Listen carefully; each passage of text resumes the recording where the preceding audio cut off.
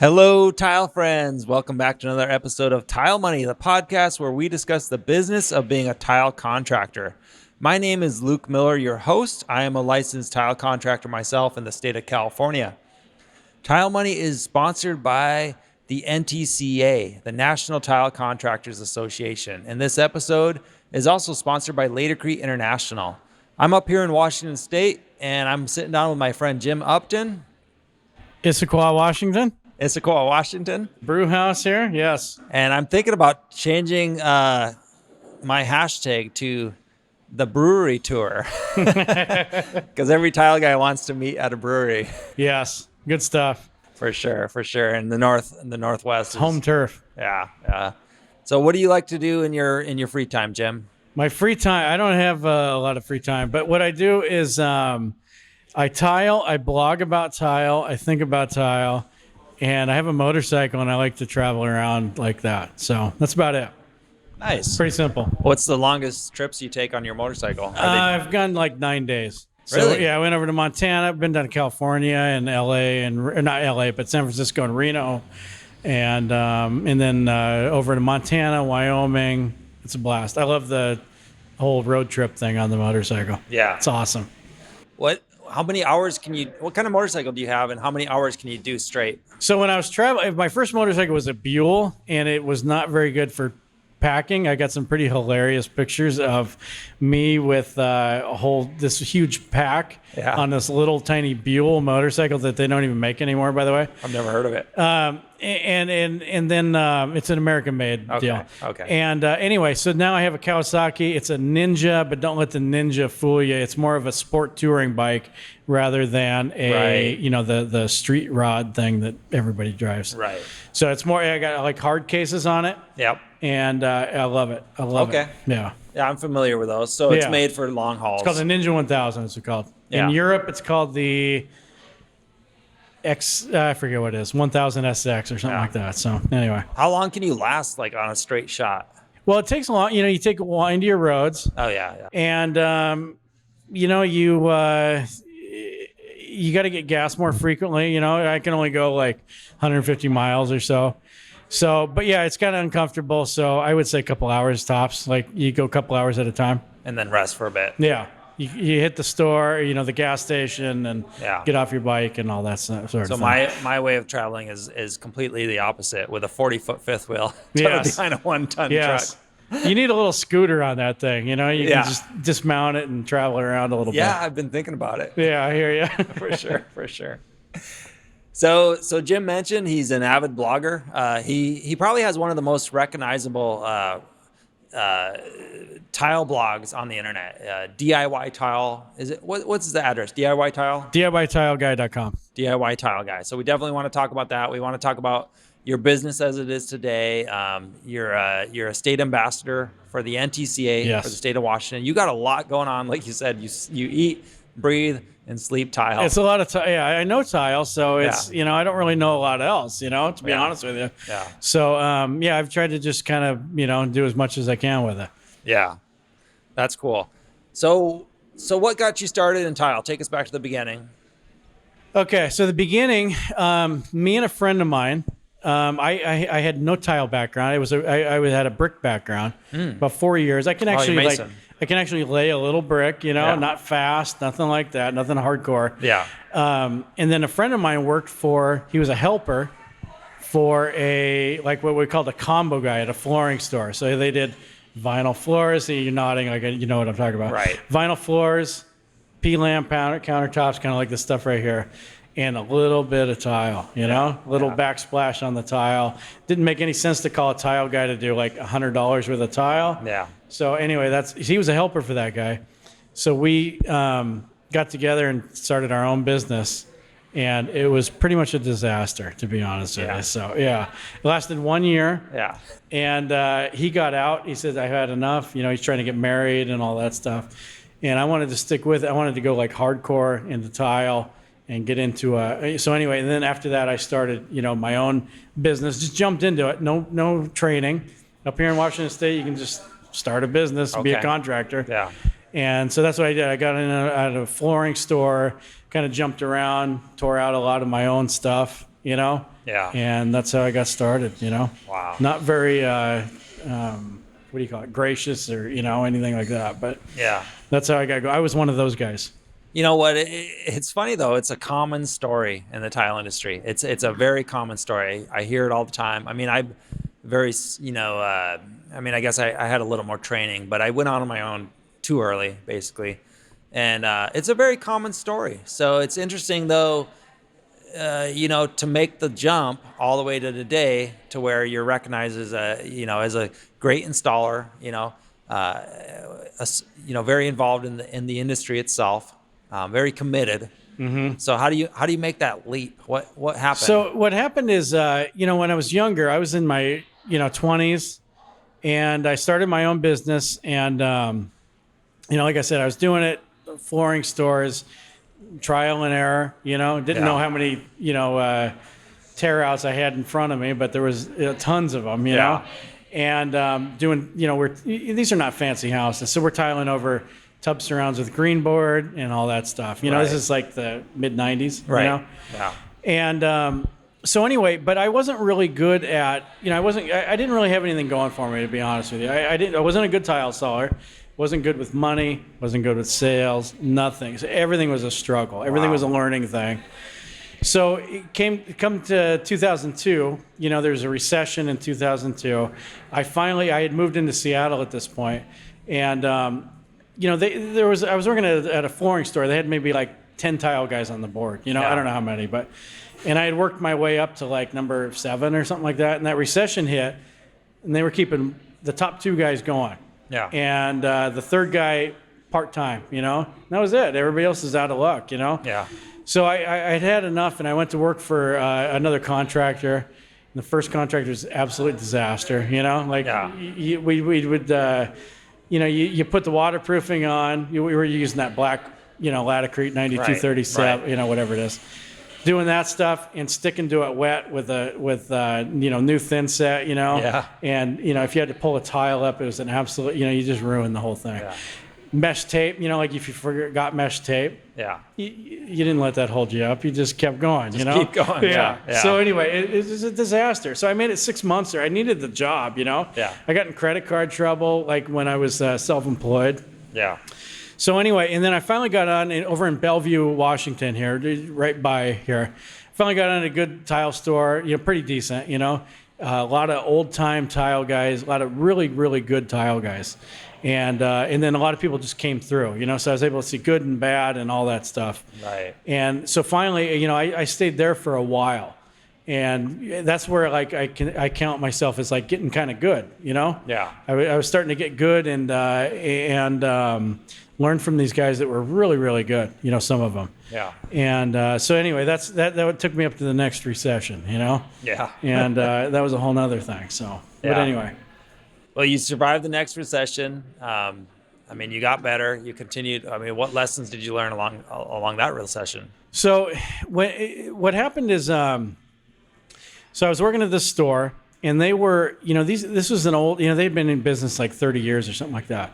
2 salesmen, flooring salesmen, and the recession hit, and they were kind of just complacent. They weren't really, they were a little bit shady too, and that came out like during the recession. Right. But it was a little bit complacent, and they were not doing anything to get new work. And so we had like 20 guys at our shop, during the heyday. Right. It was down to 2 guys, me and this other guy, Wow. and they weren't keeping us going full time. Wow.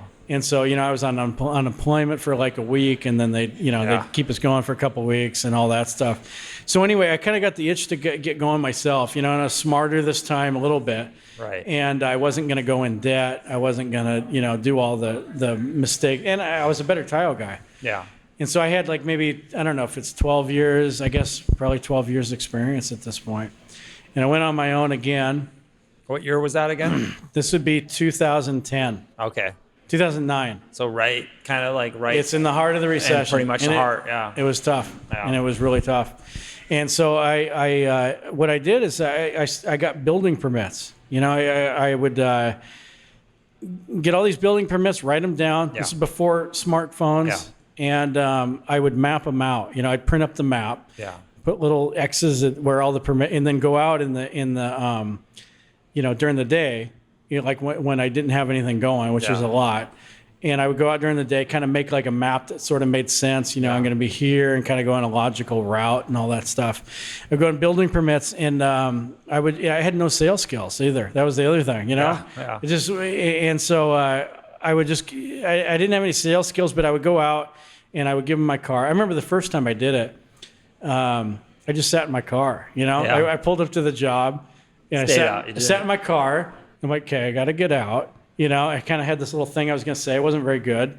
And I was scared, I went to the next one and sat in my car again. And I went to three stops, sat in my car, went home, and I said, okay, I can't do this. I said, I have to get out. I never visited. You never got out. I never visited any of them. No, I went to 3 different places. And so these were building permits. These were like homeowners. No, they were usually contract. Oh, contract. Yeah, they had building permit. So there was work going on. There was work going on. I was just scared of approaching. Whatever they call that in sales, approach anxiety or whatever. Yeah. So, and the next day I just said, listen, I can't do that. I have to do this, So I went out and then I just gave him my card and, I didn't even ask him a question. I just said like, hey, I'm a tile guy. You need somebody, know. And I did that. I did it for months. Okay, I wasn't good at sales. I knew I wasn't good at sales, but I did it. You kept at it. And I knew I kind of like an actor goes for audition. Right. They audition after audition after audition, and they know that like eventually they'll get their break. Right. So I did this for months. And it wasn't every day because I would have some jobs sometimes. Yeah. And I would help a friend of mine, or I had a couple contractors that called me up that I knew before. Yeah. And they would use me, but it wasn't a lot of work. It wasn't enough to keep going. Yeah. So anyway, but I just kind of knew if I stuck with this thing, I would get a break. And eventually I'm over Mercer Island, Washington. I show up to this job, and the guy, I give him my car. I say, hey, I'm a tile guy. You need somebody. Walk back to I kind of saw him look at the guy. He was talking to somebody. They were both outside. Yeah. Superintendent and somebody else. I kind of saw him look at him, and I got in my car, and here he is chasing me out. Yeah. And he's telling me the problems they have in the tile guy. So they had some problem inside. Yeah. And I told him, I'll fix that. I said, I don't have any tools with me today. I said, I'll come tomorrow. I'll fix whatever they have inside. I'll do the repair. Yeah. And if I can have a shot at your next house. They were building a house like a mile away. Wow. Yeah. And so, anyway, that's what I did. So I showed up the next day, did the repair. He showed me the next house. I bid it way, way too low. Yeah. Got the job. And it was kind of interesting. Like these guys were... they were building like these big modern homes, like you see nowadays, super modern. Right. But this trend had just started back then, right. 2009. Yeah. And so they were working for these hotshot architects in our area. Okay. And these hotshot architects were getting, I did some research on them. They had some press doing all this stuff. But these guys were the worst builders in the world. Yeah. And there's a reason I got the job, because I underbid cheap. And they don't care. There's no loyalty. Yeah. Every job you did, there's like half the subs are new. Yeah. I can see you know exactly what I'm talking about. Yeah, definitely. So anyway, I did 3 jobs for them. I found, they scheduled everybody in your space. Nobody cared, So I did 3 jobs for them. That was it. But what happened was I was talking to one of the architects, one of these guys that was doing, they were building these big modern houses on these weird lots, downtown Seattle. Neighbors absolutely hated them, because they ruined the character of the neighborhood. But they were up and coming, and this was a big trend, And so I got some cool photos, Yeah. And but the houses weren't built very well. But the architect referred me to this guy from California that had moved up, inherited some money, was going to start building, and that guy was a good builder for me, and I kept him all the way out. Just a couple of years ago, I started not working for builders anymore, so I had to let everybody go. But he was one of the last ones. Okay. So anyway, that was it. I love that story, man. Well, thank you. Yeah, no, thanks for sharing that, Jim. There's so much value there. I mean, you started out, like you said, you couldn't even get out of your car. No. For a day straight. No. But you had a plan.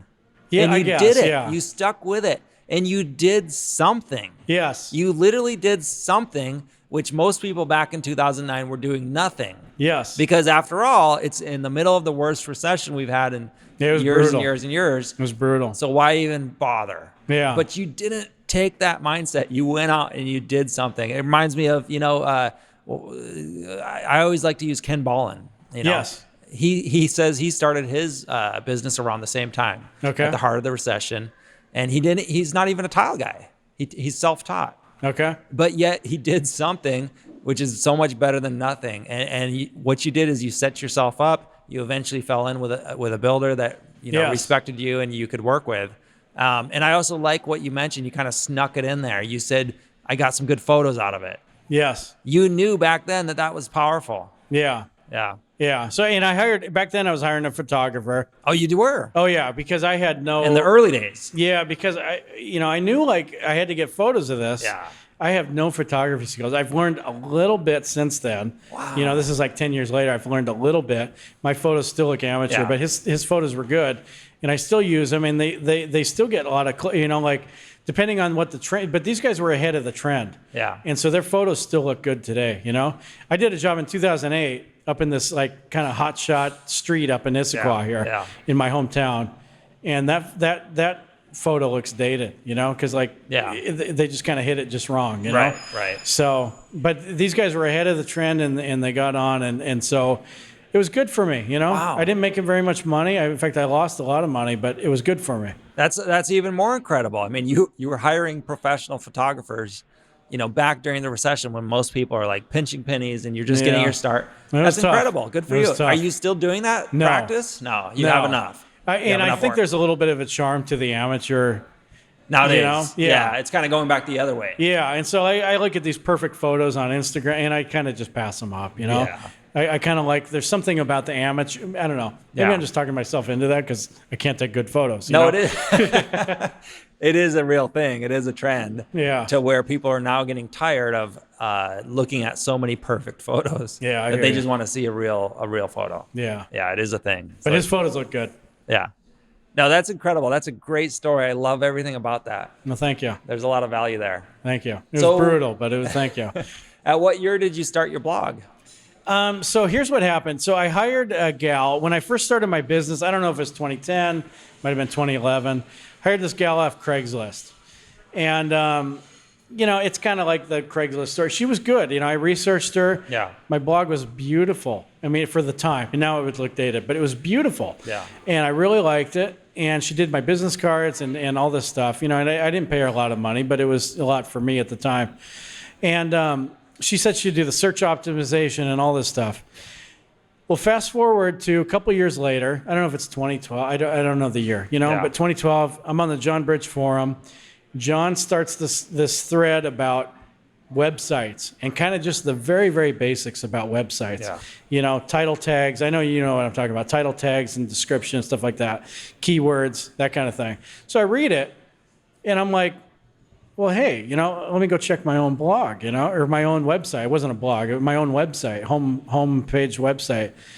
And they didn't do anything. So like if you hover over, like on a computer, I don't know how it works on a mobile, but if you hover over the tab, you pull your website up on a browser, right? It's got the little tab at the front, at the top, and you hover over that with your mouse, and there's these words that pop up, and like if your website just says home, that's not good. Right. That's not good at all. So mine said home, and so anyway, I was like, okay, so I got to take it over, So I decided I'm going to do it myself. I got on WordPress. WordPress was like kind of the DIY way of doing it back then. Now there's like a lot of different ways of doing it. But back then, WordPress was kind of the DIY way of doing it. It was a bigger learning curve than I would have guessed. Yeah. But I figured it out. I did what John said in that thread. It was a couple pages of it. I can link to it if people are interested. It's still relevant, But you put your like the keywords and the location in there, and you start doing that, and you start getting leads, Yeah. And so that's what I did. So anyway, once I kind of had I had my home site done, and I said, you know what, I kind of want to start blogging a little bit, I didn't know anything about blog. I was a horrible writer, by the way. I was like technical, I'm trying to explain it, but it's like just, But anyway, I put up these 5 blog posts on waterproofing showers, and they were pretty popular actually. and I've redone them all since because they were, like I said, horrible. Yeah. And like I used my photos, which were absolutely horrible. Big turn off, you know. But anyway, that's what I did. And so at some point, I just started blogging on my home site originally. And so this is, like I said, I don't know if it's 2012, 2013, something like that. Yeah. And then, so anyway, I was reading online. I was trying to learn about this stuff. And I was reading about another blogger, and they're like, hey, we got, 10,000 hits on our website. That's a big milestone. And I went into Google Analytics and looked up my own website. I was getting 10,000 a month. That's and I didn't even, think about it. You weren't even thinking. And so then I kind of just, was like, hey, maybe I'll just split this. I wanted to run some ads. Didn't think it was ethical to run them on my home website where I'm already kind of, there's already like a motivation behind it, or anyway. So I moved them over to its own site. I looked up DIY tile, that was taken. So I put DIY tile guy. Yeah. And so I grabbed the website, and then. So what was your thinking behind that? I don't know. I mean, it just seemed like, because I wanted to. The audience was always the DIYer, and so that's I don't know, but that was my second choice, and that was that's what I went through. It was obviously a great choice. Well, and I think it is good because, in my business, I've noticed I've picked up some DIY projects that just never went anywhere. Right. And I noticed, being a John Bridge fan, a lot of the, he generates a lot of DIY traffic. And there are people who honestly can do that. Yes. But there are a lot of people who just have an interest in how it's done. And so it's really search engine friendly. Mm-hmm. So I think you hit on that. The DIY.com, who's that? DIYtile.com? I don't know who it was. It's just taken. And I still, but it was taken. But it's not really relevant. Yeah, I don't know. Not sure. I'd have to look it up. I never have so your website or your blog site is DIYtileguy.com. .com. And it's very much it's DIY. So the people that are listening to this blog, it's not really for them. Right. Maybe if you're new in tile, there might be something helpful. Or research to see how it was done. Maybe. Might be something helpful to you. But it's for, I've always talked with that audience in mind, to generate leads. Yeah, just the DIY, And it does help that, I think, I just talking to a guy today, and he said, I saw you have a blog, and that was, so it's helpful that way, Yeah. Like from an authority type standpoint, I guess you might call it, Yeah. And so it might help separate me from, Joe Blow, a tile guy in my area, you know? No, I'm sure it does. I know it does. Now you said earlier a lot of your leads are coming from your website since you separated the two. Yes. And you're handling that as well? Yes. So I get leads. I get quite a few leads, and I'm not trying to brag, but I don't know how many. I think Ben Santos from Tile Guy, Hamilton Tile. I think he was saying how many he got, and I was going to kind of look up and see how many I got just to kind of compare it, see if it's anywhere close to his or not. But yeah, I get a lot of site, and by the way, I rank, for Issaquah. Okay, so I live in the town of Issaquah. That's where we are right now. There's Sammamish, which is a neighboring town. Snoqualmie is a neighboring town. These are all Indian names. They don't mean anything to anybody. Bellevue is a neighboring town. I rank on the front page for all those in my area. Right. So everywhere I'm trying to rank for, the only thing, I was just looking it up the other day. Bellevue, I'm not on there for bathroom remodeling. I've morphed into a remodeler now. Okay. So Bellevue, I'm not on the front page for remodeling. Bathroom, that's a tougher keyword. Yeah. But tile installation, I'm on the front page for every town I'm trying to rank in, that's around me. Yeah. So anyway, all I'm saying is I don't have any background in tile or in computers. Right. My background is playing video games. Yeah. That's it. I'm not joking.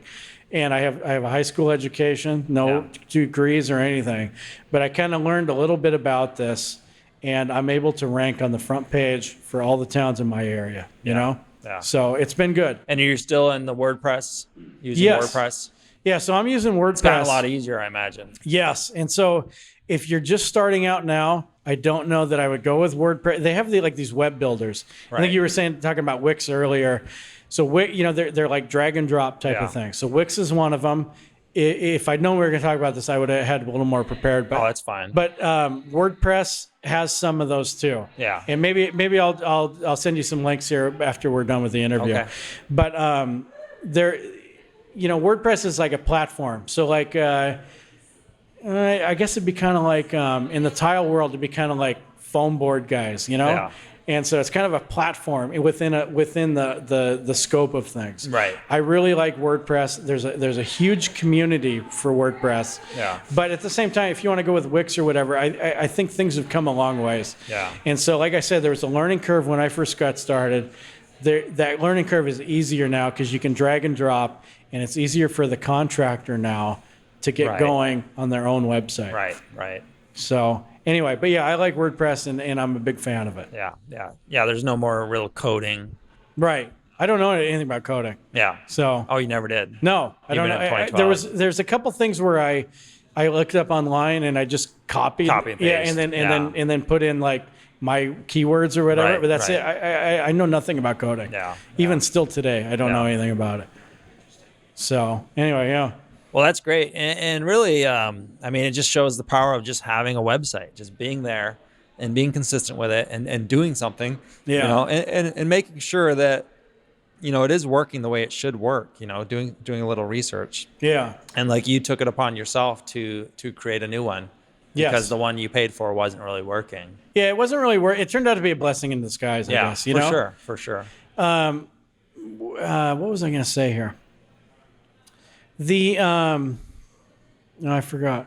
I totally blanked out. It is best when a tile or a business owner can kind of create some sort of content, Yes. whether that be on a blog or a video like Sal DeBlisi or Yes. any of these guys on YouTube. That guy kills it on Yeah, YouTube, by the yeah. way. Yes. So, but he's doing it, and he's doing it consistently, and he's doing it a lot. Mm-hmm. So, Yeah, he's got a great YouTube channel. Yeah. I know a lot of people that like watch his videos. yeah, He's doing things right, Yeah. One of the few guys on YouTube, even today, yeah, that's killing it on YouTube, doing it Surprising. right. Yeah. And there's, I'm not going to mention the names, but there's other guys that are doing horrible things. Yeah. Some of them are famous. yeah. Sal's doing it right, and he's a good representation That's for great. tile. Yeah. And some people are on Instagram, Facebook. What are you on any other platforms like that? Or Yeah, so I'm on Instagram, Tiger Mountain Tile. I just got on TikTok, believe it or not. What is that? TikTok, I love it. I just started kind of like screwing around with I think it. I've 'cause heard of it. I've been hearing about it. I love it. It's like a lip syncing. I have no idea how I'm going to use it for business, but Yeah. I love it. So TikTok, I'm a DIY tile guy on TikTok. I have DIY tile guy on Twitter. I don't really do anything with Twitter.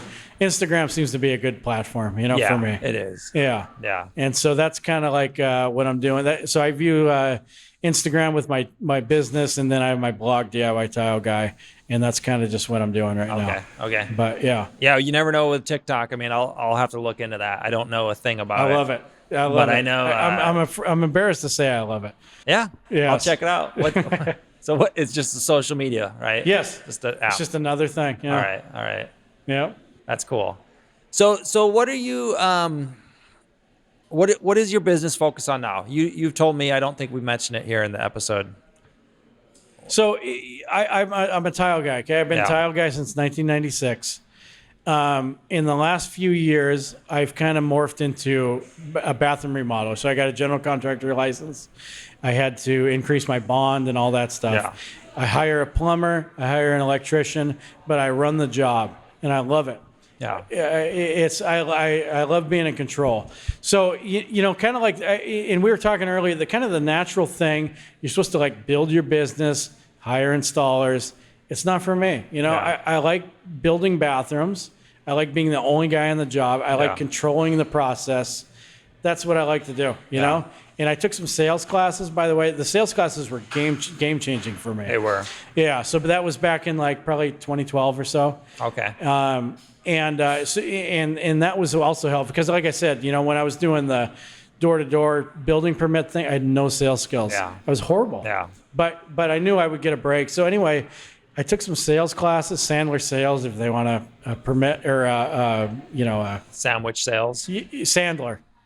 Oh, Sandler. David Sandler is the guy. David Sandler. So anyway, it was good for me. It's not high pressure sales. And it's been just a game changer. Nice. I'm like a super introvert, you Yeah, know? yeah. And so I'm not shy, but I'm an introvert. Yeah. And so anyway, the sales class, they kind of gave me a way to like attack people in a strategy and kind of like a way to look for an outcome and that sort of thing.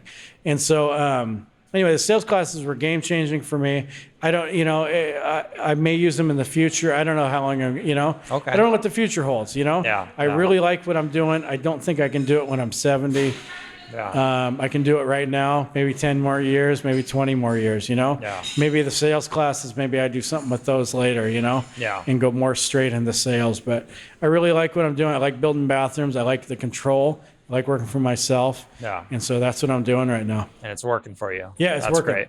Yeah. So you're also an NTCA ambassador. Yes. How long have you been involved with the NTCA? Well, I've been in the NCCA for maybe, 7, 8 years. Okay. And I really like the NCCA, and I do the things. I've been an ambassador here for a couple of years, maybe at the most. Yeah. And I like just trying to give back. I kind of wish I could do more. I try not to be too spammy with the NCCA because I know there's a lot of that out there. Yeah. But as a contractor, I don't get anything out of signing people up. Right. I just really like being part of the NCCA. You get on the mailing list. You get the Facebook only the group, and you can ask some questions in there without all the noise of the other groups. Yeah. And it's just I really like it. It's a great organization. Yeah. And I've just tried to kind of be behind it. That's It's cool. there's people leading it, and I've just tried to kind of support what they're doing. Yeah. So I don't have the vision that they do. So Well, it's good. It's good to be associated, with something bigger than yourself, and ultimately, what they've been doing for over 60, 70 years has been supporting tile contractors and trying to, keep this industry respectable. Yeah. And so it's a good thing to be part of. And it's on the upswing, like I would say the bottom was like, maybe right after the recession. We had all those people, all the flippers and all, Yeah. everybody was getting into housing back then. Yeah. And I know you remember, yeah. And you get into that like 2010, 2011, and there was so many there were so many people, not enough jobs, and they all got cleaned out, So that was, I feel like that's the bottom. We're not like totally out of all the hackery yet, but it's on the upswing. Yeah. People are learning, there's Facebook groups, people are learning the right ways. Yeah. And in the future, these are going to be good jobs. The plumbers and the tile people and all that stuff, there's a labor shortage. And, like if you're a computer programmer, that's in demand right now. 10 years from now, I mean, they could hire a computer programmer in any country. Yeah. It doesn't matter where you live. Yeah. The pool's going to be enormous. Right. But the people that are localized, the plumbers, the tile people, those are going to be in demand, Yeah. And so it's just going to be a great trade to get into. I really think. Yeah. That's what I believe. And so anyway, me and you hit it just wrong, Luke, but all we can do is help the next guy, That's cool. Well, that's really good. And thank you for doing that and taking some time to do that here with me today. One last question here. If you could go back in time, back to 2010, and give yourself one piece of advice that you've learned, what would it be? One piece of advice. So in 2010, I'd already learned about money management. Okay. So don't get in debt. So I'd already learned that lesson. I would just say it's just keep learning, keep adapting. Yeah. Keep challenging yourself. That's kind of the thing. It's always worked for me. I started to get, like when you start to feel like you're getting good, Yeah. and you kind of just double down and say, well, you know what? I could prep the floors better than what I'm doing. You just double down. Yeah. And just keep learning and keep, I know guys that the trades pass them by. Yeah. They're like 30-year tile guys doing it this way for 30 years, I had these two guys on my job one time, 30 years, and they couldn't do, this was large format running bond tile, 12 by 24s. Right. They couldn't do it. It's two guys spent all day on this job, and they had 20 square feet. And it wasn't very good. And he called me up and said, it's not very good. Yeah. And I went over there, tore it out myself, pissed them off. I tore it out, ran them across the room, and then they could start the next day and kind of, anyway. like they didn't know that large format tile was a game changer for them. They're used to like their 12 by 12s and all that stuff. They didn't want to adapt. Yeah. So learn new things. Don't be the guy that's like, I've done it this way for how, learn new things, challenge yourself, be relevant. I guess that's what I would say, keep trying, keep learning, all that good stuff. Solid advice. Thank you for sharing. Thank you. All right, tile friends. We'll talk to you soon and stay profitable out there.